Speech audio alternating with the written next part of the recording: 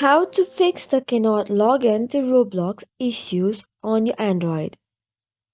Hello everyone and welcome back. If you're continuously facing this can't log into Roblox issue, here are some possible steps that you can try to troubleshoot.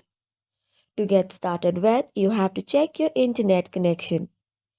Ensure that your internet connection is stable and fast enough. Sometimes a slow or unavailable connection can prevent you from logging in. Likewise, for the next one, you have to verify your login credentials. Double check the email and password you're using to log in are correct.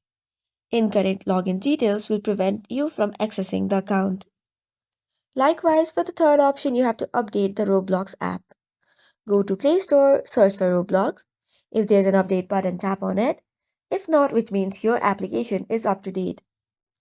Another option that you can try is uninstall the Roblox application and install it again. However, if this all does not work, you can have to check Roblox server status. For this, open any of your browser, then you can go to down detector or you could directly search for Roblox server status. If the servers are down, you'll have to wait until the Roblox fixes the issue. Additionally, you can also try to restart your device and access the Roblox once if the status is fine. So this is all for today's video. For more such contents, do not forget to hit the like and subscribe button. Thank you and keep watching.